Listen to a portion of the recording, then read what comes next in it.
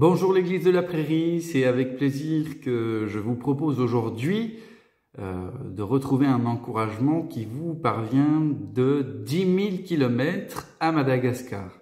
Mais oui, je suis bien à Madagascar, malgré que trône derrière moi notre magnifique drapeau franc-comtois.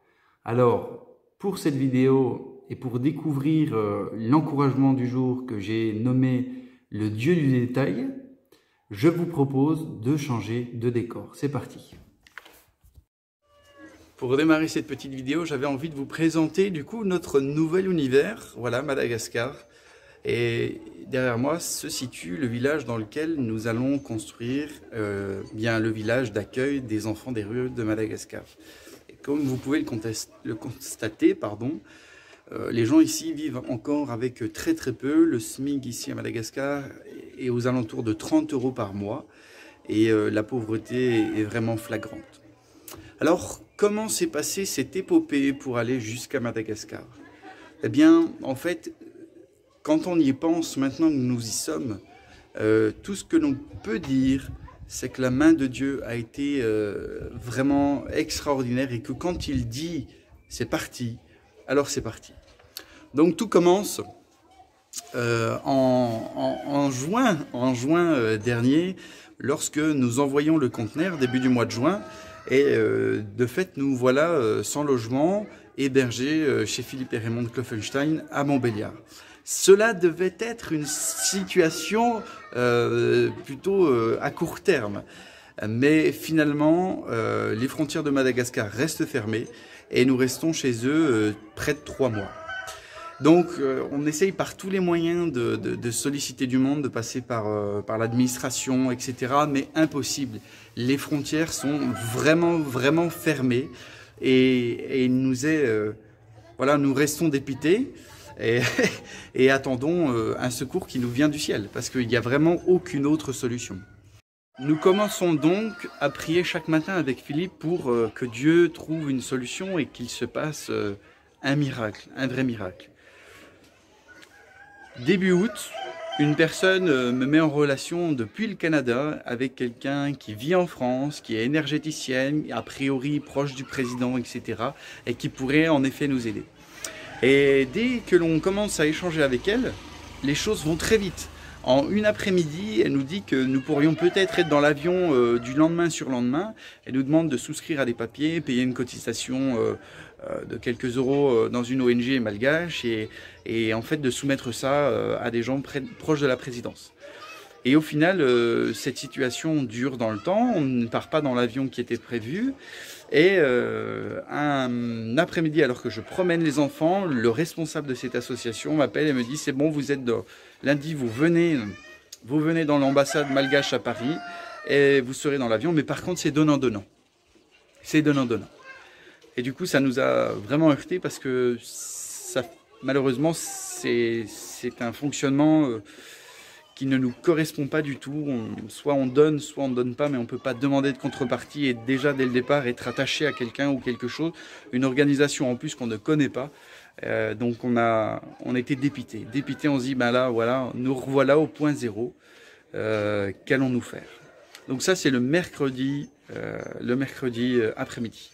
Le jeudi, un peu le moral en berne, je décide de poster sur Facebook un petit SOS pour demander la prière parce que cela fait maintenant 3 mois que nous sommes bloqués, que le conteneur, bien ça fait 1 mois qu'il est à Madagascar, qu'il y a des frais de magasinage qui sont importants tous les jours et il n'y a toujours pas de solution. Donc je poste ça. Et ici commence vraiment le miracle des détails, le miracle où quand Dieu dit c'est parti, c'est parti. Un ami m'appelle, m'écrit tout de suite et me dit « Qu'est-ce qui se passe Romain? Je suis avec le président de la République malgache à Paris, qu'est-ce qui se passe ?» Et je lui dis « On n'a pas d'autorisation pour rentrer à Madagascar, on est complètement bloqué avec les enfants. » Il me dit « Ne t'inquiète pas, ça va bouger et je vais t'assurer que ça va bouger. » Et en fait, il me demande tout de suite le dossier, je lui envoie et il me dit « Appelle demain matin tout de suite ce monsieur de l'ambassade et tu seras avec moi et le président de la République samedi, donc 2 jours après, dans l'avion. » Donc c'est ce que je fais, j'attends même pas le lendemain matin, à 23 h du soir, j'appelle le monsieur qui me dit « Bon, appelez-moi demain matin. » Donc ok, je l'appelle le lendemain matin. On se retrouve avec Philippe pour prier le vendredi matin. Et Philippe me dit, tu crois que tu vas monter à Paris? Je lui dis, bah, s'il m'appelle, je monte, quoi. Je n'hésiterai pas. Et puis, la matinée se passe, j'appelle une fois le monsieur, il me dit, rappelez-moi à 10h, 10h30, je ne sais plus. Et du coup, ok, 10h30, là, ça nous semble très compliqué de monter à Paris, de faire les visas, etc. 11h, je l'appelle, et il me dit, monsieur, il faut monter à Paris cet après-midi. Alors là, débarre un marathon extraordinaire. 11h, on m'indique de monter à l'ambassade malgache à Paris. J'appelle tout de suite Séverine, je lui dis, il faut que je monte à Paris, prépare-toi, on va tout de suite faire des tests PCR, parce que si c'est bon, demain on est dans l'avion, et il faut 24 heures de délai pour avoir la réponse. Donc, miraculeusement, le laboratoire au pied de chez Philippe et Raymond nous dit, pas de problème, vous pouvez passer tout de suite sans rendez-vous. Ils nous prennent tous, mes parents compris, et Séverine, dans la foulée, m'amène prendre le TGV, il y a encore une place dans le train, et donc je suis dans le train à 12h30 pour aller à Paris. J'arrive à 15h en gare de Lyon à Paris, et je commence à courir pour aller à l'ambassade. Ambassade qui, quand j'arrive, est fermée, parce qu'il y a une réception organisée pour la venue du président de la République. Donc un homme vient comme ça me voir, il dit, monsieur, vous faites quoi, vous voulez quoi? Je lui dis, je viens pour des visas, c'est l'ambassadeur qui m'a dit de venir. Et du coup, il m'amène vers une autre porte et me dit, montez au 2e étage, on vous attend. En effet, il y avait quelqu'un qui nous attendait et qui du coup nous fait les visas dans la foulée. Alors, je passe ces détails parce qu'au départ, la personne qui voulait faire les visas, je lui dépose, elle me dit, je vous rappellerai quand ce sera fait. Je lui dis, non. Je prends l'avion demain, j'attends, je me suis assis dans la pièce et j'ai tout fait les autres papiers nécessaires pour notamment le container, tout ce qui était bloqué. J'ai pu le faire en une après-midi. Et l'ambassade était quasiment vide, j'étais le seul dans l'ambassade, il y avait juste une autre personne qui est passée un moment. Et ça, c'était déjà un miracle. Mes papiers sont faits à 17h30, 17h40. Une fois les papiers en main, je me dépêche, je cours comme je peux pour essayer de rattraper le métro puis mon train. Et je loupe mon train de retour à 4 minutes. Donc j'appelle Séverine et je lui dis, écoute Séverine, je vais être en retard. Voilà, j'arriverai à 22h30 à la gare. Donc tout se passe bien dans le retour, j'arrive à la gare et nous voilà à la maison en train de préparer les valises jusqu'à 2h du matin pour nous réveiller à 6h du matin et prendre la route pour l'aéroport. Mais, entre-temps, nous appelons donc la compagnie aérienne qui gère les billets d'avion et qui doit recevoir l'accord de l'ambassade pour pouvoir acheter les billets d'avion. Aucun souci. La compagnie reçoit bien la confirmation et là nous essayons de payer et là impossible, 4 cartes bancaires, celle de mes parents, la nôtre, tout est rejeté et on se dit c'est pas possible et la dame ne comprend pas non plus. Donc on s'est dit ok, on va voir, on essaiera de payer directement demain à l'aéroport.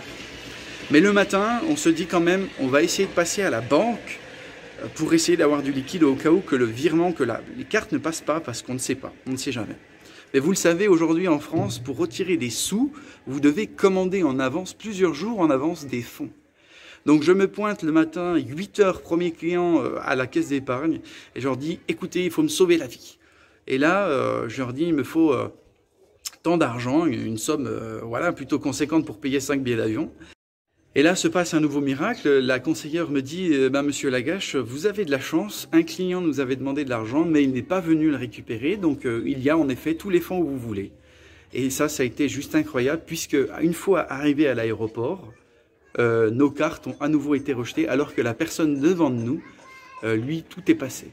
Donc, est-ce que c'était une opposition spirituelle? Nous ne savons pas, mais en tout cas, le fait qu'il y ait eu ce petit miracle-là, même dans les détails de cette personne qui n'est pas venue récupérer ses finances, nous avons vu la main du Seigneur. Et puis, nous avons pu embarquer le soir dans cet avion et nous n'avons pas connu de panne sur la route en rentrant. Je dis ça parce que Fanny, qui nous a accompagnés, est tombée en panne juste après nous avoir déposés sur l'autoroute. Après avoir repris l'autoroute, elle est tombée en panne. Le minibus est tombé en panne d'essence alors que la jauge indiquait qu'il y en avait encore. Donc on a vraiment été gardés et ça c'était incroyable. Et enfin, alors que nous faisons la queue pour passer tout ce qui est douane, etc., comme Madagascar a impose un confinement lorsque vous arrivez sur le territoire, vous devez avoir un hôtel qui vous confirme qu'il y a bien de la place pour vous recevoir. Ce sont donc des hôtels choisis par l'État. Et l'hôtel avec lequel on avait déjà échangé nous indique qu'il n'y a plus de place. Donc à nouveau, branle-bas de combat, plus de place. Et c'est donc dans la voiture, un petit peu sur la route, que j'amorce des choses. Et en fait, un de mes copains de l'époque avait un hôtel sur place. Et là, encore une fois, un miracle. La maman de ce copain qui est à l'hôtel est avec nous dans l'avion. Elle nous fait la réservation, nous envoie le mail de confirmation. Et donc, nous avons un hôtel, encore moins cher que le premier d'ailleurs, puisque tout est à votre charge, qui nous confirme qu'ils pourront bien nous recevoir et qui nous permettent en fait de monter dans l'avion. Et c'est ici que la famille Lagache embarque dans l'avion avec mes parents qui étaient aussi bloqués en France depuis des mois pour atterrir à Madagascar et enfin poser les valises. Enfin poser les valises rapidement puisque après nous avons la vie ici qui reprend, les démarches administratives, le conteneur qui est toujours bloqué. Mais nous avons vu la main quand le Seigneur a dit c'est parti. Alors c'était parti. Et que rien en fait, quand Dieu dit que Dieu ouvre la mer Rouge, alors rien ne peut la refermer. Quiconque se met devant lui, alors ne peut changer sa décision. Et pour la petite anecdote, lorsque nous sommes arrivés, nous avons pu aider 2 autres familles de missionnaires à venir ici. Des gens qui étaient bloqués en France depuis une année pour l'une et depuis plusieurs mois pour l'autre. Et c'est juste incroyable. Et nous remercions le Seigneur pour tout ce qu'il a fait. Je voulais aussi vous remercier personnellement, vous tous qui avez prié pour nous, pour ce projet, qui continuez à nous soutenir dans la prière. Parce qu'au travers de cette petite vidéo, j'espère que vous sentiez l'amour de Jésus qui fait que l'impossible devient possible. Alors que tout est fermé, qu'il y a la crise du Covid, qu'il faut une dérogation présidentielle, que les avions dans lesquels nous sommes montés étaient réservés uniquement à des Malgaches. Nous sommes rentrés dans l'avion et nous sommes enfin arrivés à notre destination à Madagascar pour servir le Seigneur de notre mieux. Alors, merci pour votre soutien et je voudrais juste conclure par la prière. Seigneur Jésus, je voudrais déjà te dire merci pour ton miracle dans toute cette situation et nous sommes les premiers témoins de la bonté que tu as manifestée envers nous. Et Seigneur Jésus, je voudrais juste, Père, prier pour ceux et celles qui nous regardent et qui sont en face d'une mer rouge. Et je pense particulièrement à vous qui regardez cette vidéo et qui êtes dans une situation qui semble bloquée depuis des mois, des années. Et je voudrais que vous aussi, vous puissiez goûter et vivre ce miracle. Je voudrais vraiment intercéder, Père, pour tous ceux et celles qui sont dans une situation qui semble complètement bloquée, où il y a de la fatigue parce que ça dure et il n'y a pas de solution. Et Jésus, je voudrais proclamer maintenant une délivrance de ces situations. Que ta main se lève, que la mer s'ouvre et que la réponse, que la solution, que la délivrance puisse s'opérer dans ton nom puissant, par ton sang Jésus-Christ. Je veux proclamer vraiment une victoire dans la vie de mes frères et mes sœurs qui sont dans la foi. Et vous aussi qui n'êtes peut-être pas encore conquis par l'évangile, vous aussi qui vous posez encore des questions et qui êtes peut-être interpellés par ce message, alors n'hésitez pas, rapprochez-vous de l'église de la Prairie, demandez un rendez-vous et venez découvrir ce Jésus qui veut aussi réaliser un miracle pour votre vie. Rien n'est impossible et ce petit témoignage en est la preuve. Mais je sais aussi qu'il a un plan pour vous et qu'il ne vous oublie pas. Alors soyez pleinement bénis. Merci à tous et à très vite pour l'aventure des sourires. Ciao, ciao.